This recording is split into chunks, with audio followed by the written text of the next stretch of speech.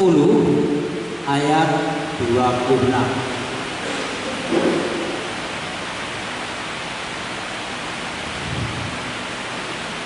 Ibrani 10 ayat 26 kita baca. Sebab apabila kita dengan sengaja berbuat dosa, sesudah menerima pengetahuan penuh akan kebenaran, maka bagi dosa itu tidak ada lagi tersedia pengorbanan. Saudara-saudara, nampaknya firman ini sangat keras ya. Tapi ini berlaku di dalam kerajaan Elohim. Memang seperti itu.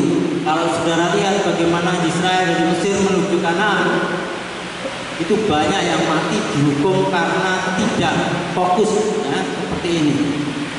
Dan di akhir zaman di dalam kitab Ibrani ini mengatakan kalau memang sudah dapat pengetahuan tentang kebenaran, tapi sengaja melanggar kebenaran, itu nggak ada pengampunan.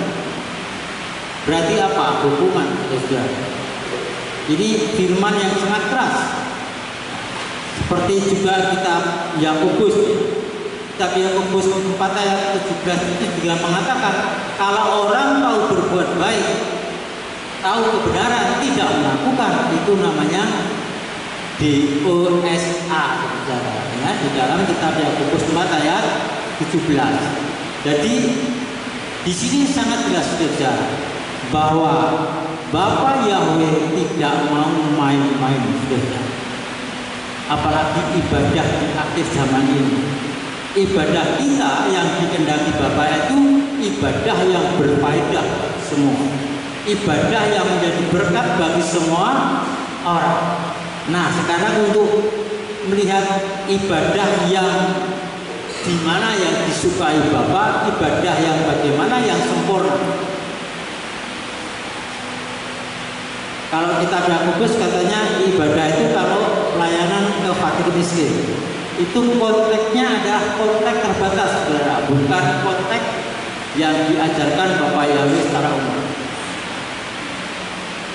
Jadi apa yang dimauin Tuhan pertama adalah kita harus merenungkan siang dan malam.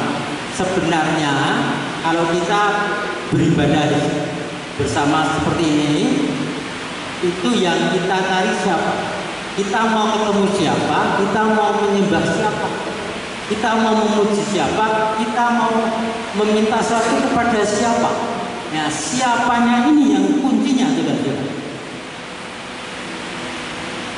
Saya selama berpuluh-puluh tahun jadi pengikut Yesua tidak ngerti, saudara.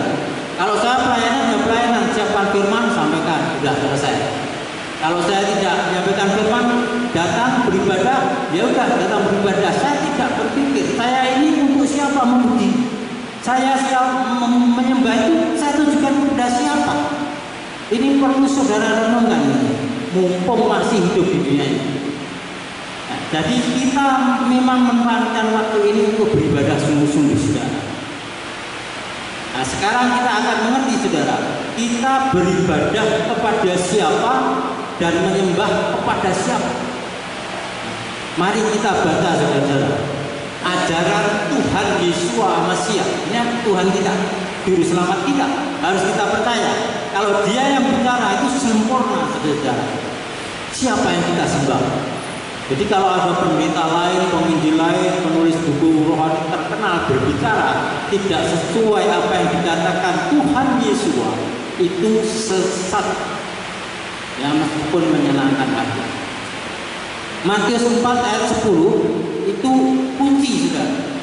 Sebenarnya kita harus menyembah siapa? Kita itu beribadah kepada siapa? Saya akan bacakan Matius 4 ayat 10. Ini sudah pernah saya bacakan.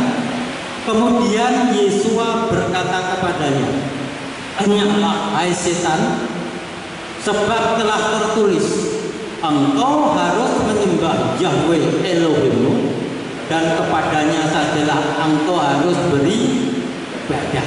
Ini kunci juga. Dan jadikan ini ayat hafalan.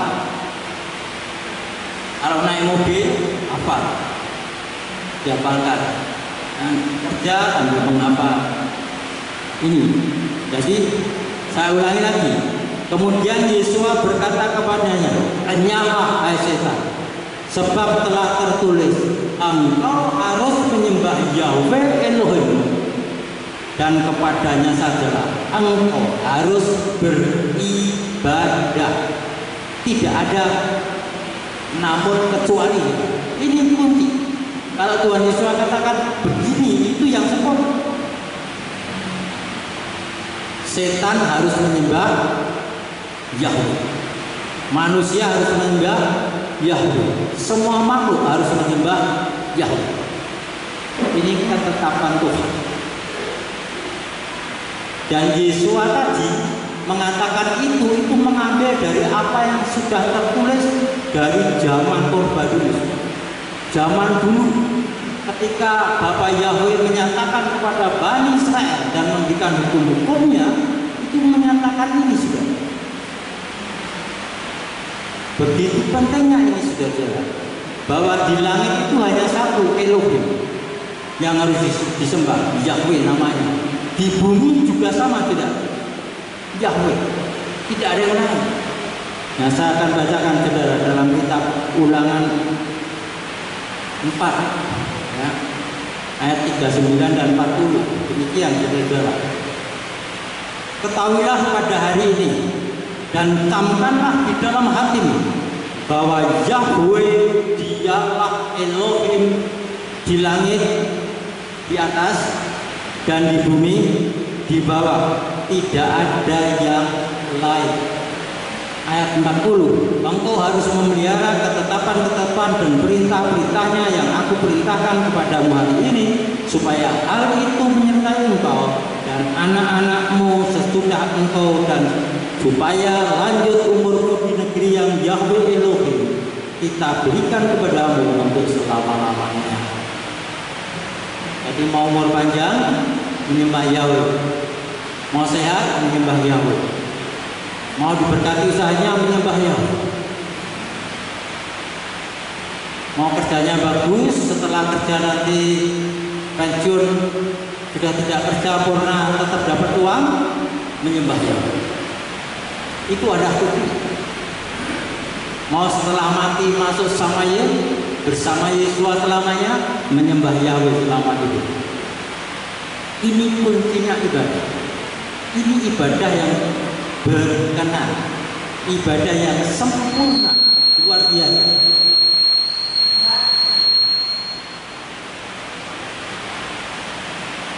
Jadi suatu yang luar biasa adalah seperti ini, adalah sangat menyenangkan.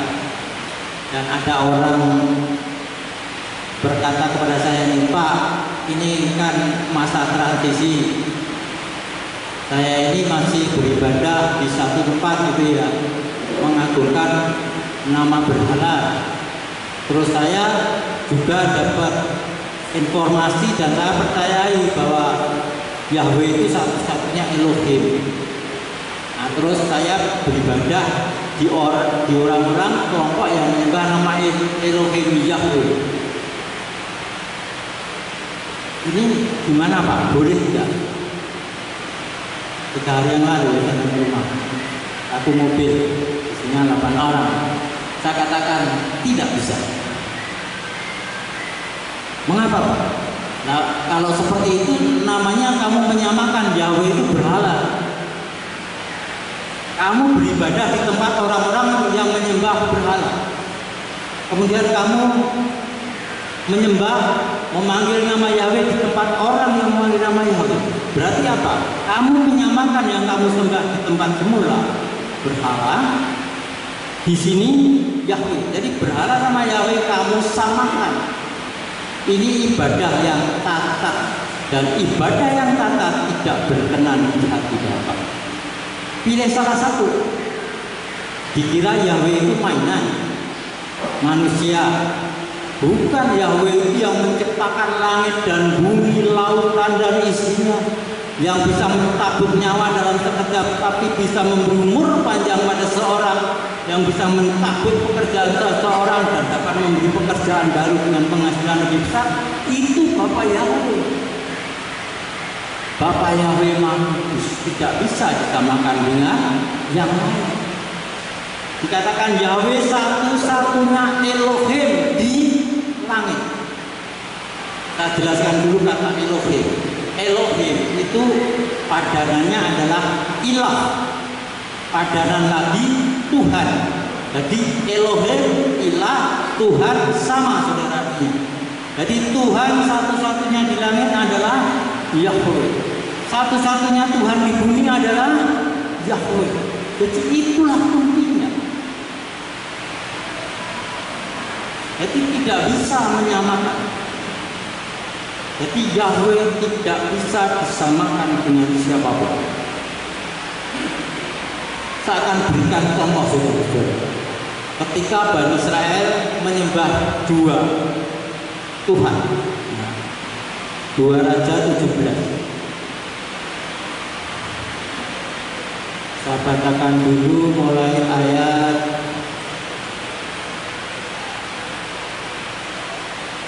38 sampai 41. 2 Raja 17 38 sampai 41.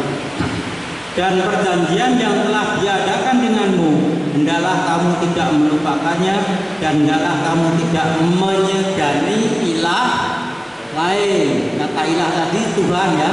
Jadi tidak menyegani Tuhan lain atau Elohim lain. Sebaliknya haruslah kamu takut kepada Yahweh Elohimmu, maka Dia akan melepaskan kamu dari tangan semua musuhmu. Kata takut kepada Yahweh, kata takut itu bisa diartikan juga berbakti. Nah, kamu berbakti kepada Yahweh, itu sama dengan kamu harus takut kepada Yahweh. Jadi kalau ada teman-teman tanya, kok ini mana suruh takut ini gimana toh? Kata takut itu menunjuk pada kata berbakti. Kemudian ayat 40. Namun mereka tidak mendengarkannya, melainkan berbuat menurut kebiasaan mereka yang dahulu menyembah ya. Sekarang tetap menyembah Allah meskipun juga mungkin nama Yahweh gitu ya.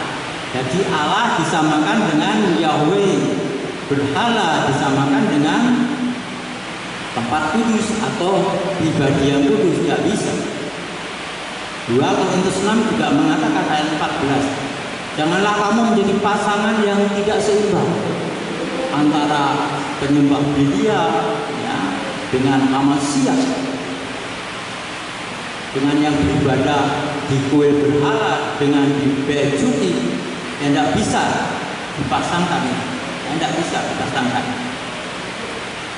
Dan ayat 41, maka terjadilah bangsa-bangsa ini takut akan Yahweh, tetapi sementara itu mereka beribadah juga kepada patung-patung mereka, baik anak-anak mereka maupun cucu mereka, sebagaimana leluhur mereka telah melakukannya, mereka pun melakukannya sampai hari ini. Jadi di tempat lain hari tertentu menyembah Baal, di hari lain biasanya Sabat menyembah Yahweh. Itu dilakukan terus. Jadi muncul saat itu dari bangsa-bangsa sekitar menyatakan, "Oh, Yahweh itu Baal." Ada orang menyindir orang Israel itu, Yahweh itu Baal. Buktinya mereka juga mengagungkan Baal, tapi Yahweh, berarti kan Yahweh sama Baal sama. Sekarang pun sama. Orang banyak menyamakan, termasuk teman-teman saya yang sekolah teologi, gratis teologi. Allah dan Yahweh sama. Jadi beribadah di sana boleh, dan sana boleh. Tapi itu mendatangkan musuh-musuh menekan Israel. Kalau kita baca sebelumnya saudara, karena dua yang disembah ini bersamaan, yang terjadi apa? Mereka banyak yang mati dipagut binatang buas termasuk ular. mereka banyak yang kehabisan harta dirampok, membawa hasil panen banyak dirampok di jalan sampai 5 hari. Ada juga yang ditangkap dijadikan budak tanpa dibayar kalau budak itu. Jadi bangsa ini betul-betul menderita dan banyak yang sakit dan nggak bisa disembuhkan. Jadi penyakit-penyakit yang dari Mesir itu mengenai Israel yang menduai menyembah Baal dan menyembah Yahweh. Saya dulu pernah mengalami ketika dipanggil untuk mengenal nama Yahweh. Saya masih di kelompok orang-orang yang menyembah nama Allah. Tapi saya di situ mengucapkan nama Tuhan, jadi netral gitu ya. Menurut saya baik, menurut saya masih diterima. Khotbah masih banyak, datang BY ya, itu enak semua. Selanjutnya itu terus berlangsung. Terus suatu ketika dalam satu retret, saya jam 3 pagi keluar, doa pribadi dingin-dingin ya di bukit itu, saya mencoba berdoa, agak takut juga. Tapi saya berdoa di situ, mencoba berdoa, saya kusuk masuk dalam alam roh luar biasa. Saya ditegur, selama ini kamu mengundang hukum dan kamu teruskan, kamu akan mati dalam beberapa saat. Mengapa? Saya bilang, saya dikatakan karena saya meremehkan, menajiskan nama Yahweh di antara semua orang penyembah berhala. Karena itu selama ini berkat untukmu saya hamba. Kesehatan tidak kamu terima sepenuhnya. Terus apa yang kami lakukan? Saya bilang begitu, Roh Kudus katakan bertobat mulai hari ini seperti itu. Karena itu siangnya ketika ada pertemuan, saya langsung pamit ke situ biara. Di kita itu saya pamit terus keluar. Terus minggu berikutnya saya nemui bosnya, pamit keluar. Terus jadwal khotbahnya sedikit cedera, tapi berkatnya lebih besar daripada banyak tugas tapi sedikit. Kalau ini sedikit tugas, berkatnya besar. Jadi inilah Bapak tidak mau orang itu berpihak. Saya dulu lemah, sering sakit-sakitan juga. Seperti yang saya katakan, kalau pelayanan banyak kelelahan, sakit. Kemudian kalau ada dingin-dingin, hujan, demikian hari ya. Saya terus-menerus seperti itu, saudara. Tapi setelah terima Yahweh sepenuhnya, semua itu hilang. Tidak ada sakit menurut saya. Juga anak-anak. Tadi janjinya kan anak-anak juga, tutu juga diberkati sampai umur banyak. Diberi kekuatan khusus. Saya bersyukur. Berkat yang dulu terhambat dibukakan, saudara. Itu adalah bukti kuasanya besar. Jadi saya lebih memilih nama Yahweh. Nama Yahweh itu kan setelah saya percaya kan tidak langsung saya jatuh cinta, tapi saya mengakui itu memang benar. Saat itu saya berkembang sampai saya mencintai Yahweh sebagai Bapa saya. Kalau sudah cinta, semua putus sudah. Saya jatuh cinta pada Bapak Yahweh, saya mengalami, berarti hubungan anak dan Bapak itu seperti ini rasanya. Itu powerful, saudara. Saya tinggalkan, saudara. Teman-teman yang masih mendua, saya beritahu, putuskan, wah nggak bisa Pak, harus hati-hati, maksudnya hati-hati dan sedikit-sedikit Pak, supaya nanti bisa menerima. Sampai 10 tahun pun tidak bisa. Saudara bilang sedikit-sedikit, waktunya kapan? Bertahun-tahun itu sudah. Apakah mereka mau menerima nama Yahweh? Tidak bisa, kalau bukan kasih karunia. Oleh karena itu, kalau sudah putus. Nah, berarti saya sudah memutuskan dengan berhala dan kerajaan setan masuk dalam kerajaan Elohim, Yahweh, Sebaot, yang menguasai hidup saya, memerintah dalam keluarga saya, dalam hidup saya, sehingga musuh ini sudah dikalahkan otomatis. Kalau tidak, kita separuh-separuh itu mengundang musuh. Lebih baik saudara sendiri di rumah beribadah kepada Bapa daripada harus beribadah orang-orang yang menyembah berhala. Sendiri atau berdua di rumah memuliakan nama Bapa, beribadah lebih baik daripada beribadah di tempat orang-orang yang memasukkan, meninggikan nama berhala. Nah, kalau kita masih kumpul dengan orang menyembah berhala, sorak-sorai, ya sama saja kita bersorak-sorai untuk berhala Baal. Nah, memang untuk percaya kepada Bapa Yahweh tidak mudah, saudara. Saudara pernah ingatkan kisah di 1 Raja 20 itu ya, saudara bisa mengingat di situ. Bagaimana 1 Raja 18 ya, bagaimana Elia dan nabi-nabi Baal taruh, saudara. Siapa yang benar, itu Yahweh atau Baal? Elia memasang daging-daging lembu di atas panggangan, tidak ada api, terus tepinya kasih air. Terus di Baal itu sama, kasih panggangan, kasih daging-daging lembu. Terus yang Nabi Baal suruh memanggil dewa Baal. Mereka sudah memanggil sampai siang, tidak ada apa-apa. Sampai mereka itu menoreh-noreh tubuhnya dengan pedang supaya keluar darah. Itu kan ciri khas penyembah berhala, saudara. Itu juga tidak menjawab Baalnya. Sampai mereka kesurupan, tapi tidak ada suara, tidak ada gerakan, tidak ada api yang menghanguskan daging yang di atas panggangan itu. Sampai petang tidak bisa apa-apa, gantian. Elia katakan, sekarang gantian saya memanggil Yahweh Elohim saya. Kemudian dia berseru pada Yahweh Elohim. Beberapa saat kemudian api dari langit turun ke daging panggangan itu, terbakar semua. Apinya di sampingnya, air di samping itu semua juga terbakar habis. Saat itulah orang-orang yang melihat rakyat saat itu mengatakan, Yahweh itu Elohim, Yahweh itu Elohim, Yahweh itu Elohim. Itu rakyatnya mengatakan itu.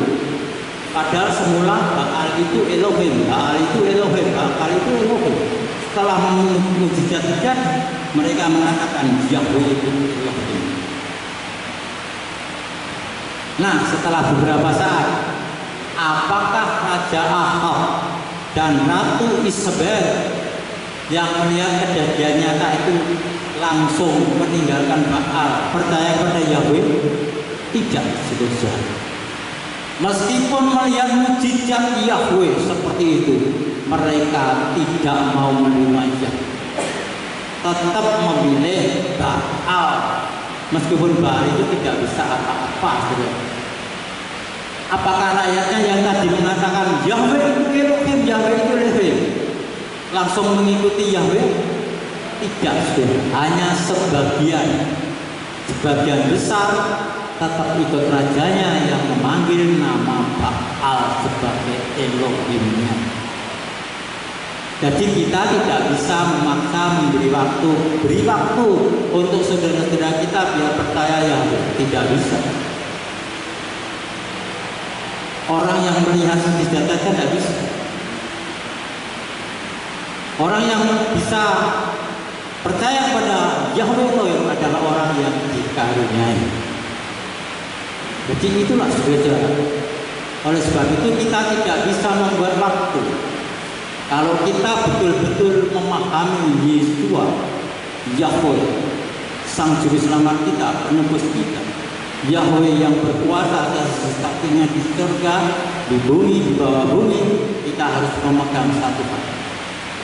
Kepada Yahweh saya beribadah. kepada Yahweh saya beribadah. Saya ingatkan lagi yang kita baca apa tadi sudah. Setelah tahu pengetahuan tentang kebenaran nama Yahweh, bahwa ternyata Elohim atau Tuhan satu-satunya di langit bumi itu Yahweh. Itu tahu kebenaran ya. Itu sudah mutlak tahu kan.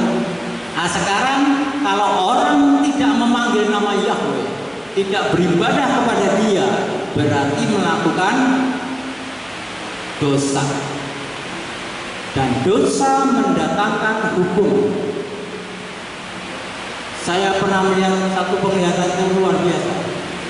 Ada dosa, ini ada kematian. Di tengahnya itu dari atas itu turun tiba-tiba apa? Sakit juga. Jadi dosa, hukuman dosa kan mati. Sebelum mati disiksa dengan sakit. Jadi sakit itu antara dosa dan kematian. Nah bisa lepas gimana? Ya enggak. Kalau kita percaya Bapak Yahweh, mati kita juga tenang nyaman, tidak memberati keluarga, menghabiskan uang yang banyak di rumah sakit, ya, tidak menyita waktu keluarga untuk menunggui kita sakit, atau tidak sudah. Kita akan menikmati masa mau meninggalnya juga tenang, saudara. Senyum, tenang, tidak sakit-sakitan. Paling cuma 3 hari badannya lemas sudah hilang.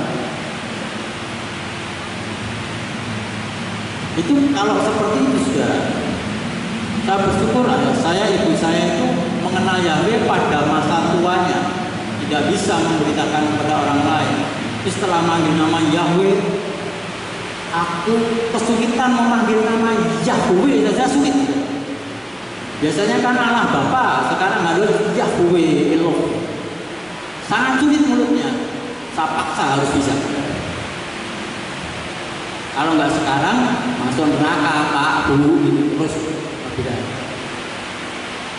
Yang dulu pendeta-pendeta ya nggak usah mikir pendeta-pendeta dulu, yang sekarang kamu aja. Nah, Bapak itu harganya memanggil nama Yahweh, terus manggil namanya. Akhirnya udah lancar enak. Kemudian udah lemas, meninggal dalam sejahtera, tidak ke rumah sakit mana. Ibu juga sama. Karena ibu ini ditunjukkan alam surgawi oleh ibu. Jadi seperti ini, matinya itu enak saudara, semua dan tidak mengundang sakit, tapi cuma lemas sebetulnya. Jadi itulah yang dijanjikan oleh Bapak Yahweh tadi.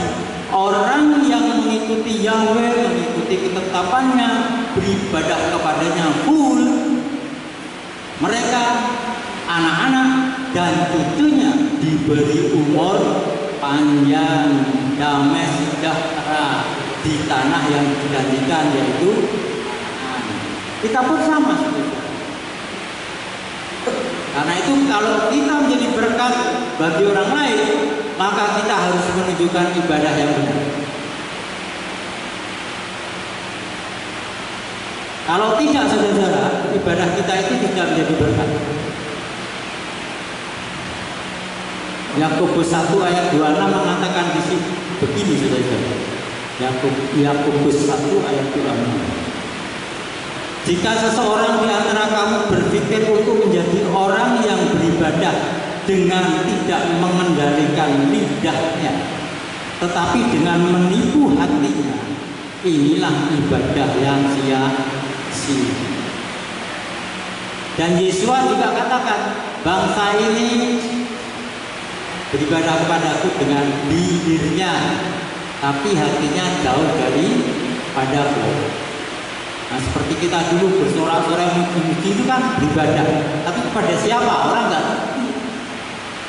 Karena sejak sekolah Sabat, sekolah Minggu harus diajari. Kalau sekolah Minggu beribadah kepada Yahweh Elohim, ya harus diajari terus. Kita harus fokus ibadah kita itu sasarannya seperti itu. Dan Rasul Paulus itu menegur dalam kitab Roma 10 ayat 1 sampai 3 saudara. Rasul Paulus mengatakan, saya bangga dengan mereka yang beribadah seolah-olah untuk Tuhan, untuk Elohim, tapi tanpa pengertian yang benar. Mereka beribadah dengan kebenaran mereka sendiri. Jadi sia-sialah ibadah mereka, tapi semangat. Jadi itulah saudara ibadah yang benar. Nah, kalau ibadah kita itu ibadah dengan tidak menipu hati kita, maka kita harus hati kita, mulut kita, tempat kita beribadah sama Yahweh Sebaot, Yahweh Elohim. Amin. Nah, dimanapun hati kita, pikiran kita, mulut kita, tempat kita ibadah Yahweh Elohim. Nah, bukan pikiran, jiwa kita, nah, hati kita Allah, hati kita mengatakan yang lain, mulut kita mengatakan Yahweh Yahweh, tapi hati kita Allah sama saja. Kan buktinya banyak gereja, banyak orang Kristen diberkati karena memanggil nama Allah, gitu kan? Jadi Allah sama Yahweh sama, itu adalah orang yang melecehkan nama Yahweh.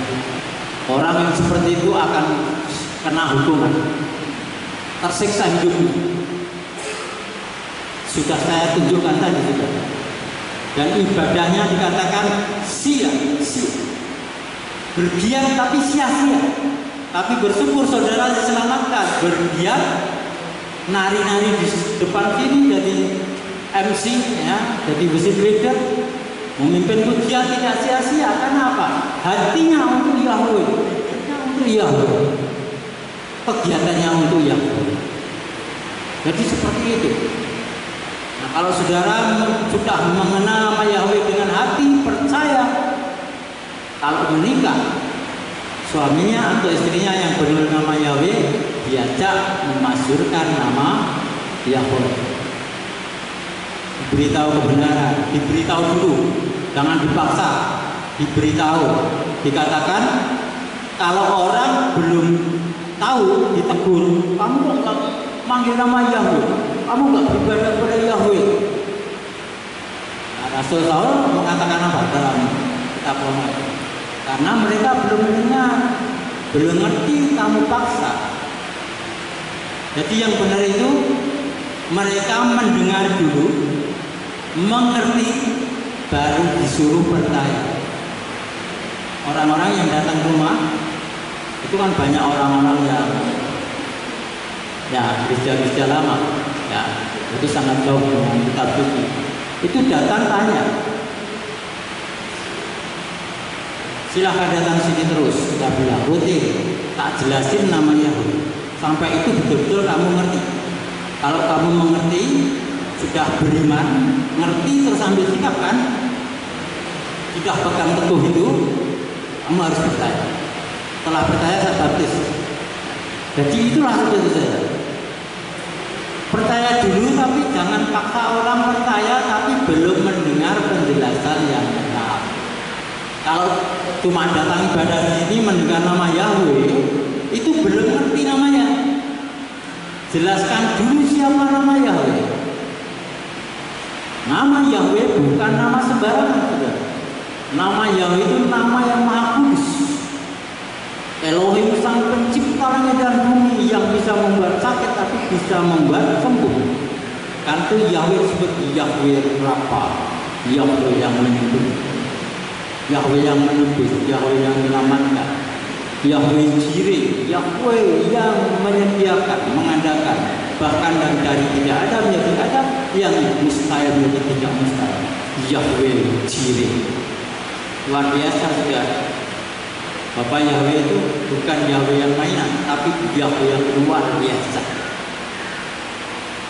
Oleh sebab itu saudara, saya mengajak saudara semua untuk mulai hari ini fokus sepenuhnya, saudara. Apalagi kita sudah melewati 2 hari raya musim gugur, saudara. Yang pertama, yang Rabu kemarin ya, tanggal 2, 3, 2 petang sampai 3 petang ya, itu hari raya Yom Teruah atau penipuan sangkakala. bersamaan juga dengan hari raya tahun baru Yahudi, yaitu Rosh Hashanah. Tapi saudara, yang lebih terkenal itu yang tradisi atau firman. Tradisi kan, yang lebih terkenal Rosh Hashanah, tahun barunya. Buktinya apa? Saudara lihat di medsos, semua mengatakan Shana Tova. Shana Tova. Shana Tova itu happy good year, ya. Selamat tahun baru. Shana Tova, Shana Tova. Harusnya apa saudara yang benar pada saat itu? Yom Teruah itu harus dirayakan. Kemudian setiap orang mengucapkan Kah Sameach Yom Teruah. Nah, salam kebahagiaan atau selamat berbahagia dengan hari raya peniupan sangka hala. Jadi hanya beberapa orang yang mengatakan Kah Sameach Yom Teruah. Kebanyakan mengatakan Shana Tova. Jadi yang tradisi, prakteknya saudara,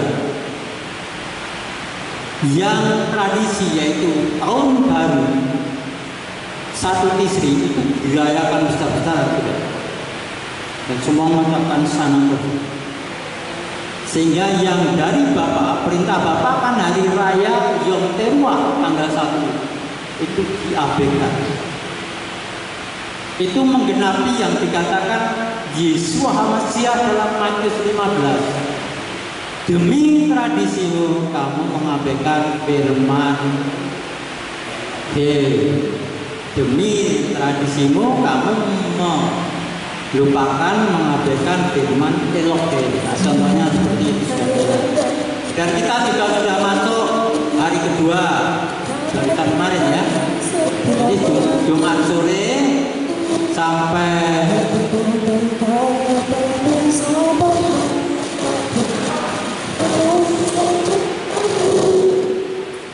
Jumat sore sampai dengan Sabtu sore. Nah, itu hari raya Yom Kippur, hari raya penebusan. Itu dirayakan khusus sekali saudara, selama 10 hari dari tanggal 1 sampai 10. Semua orang membuat namanya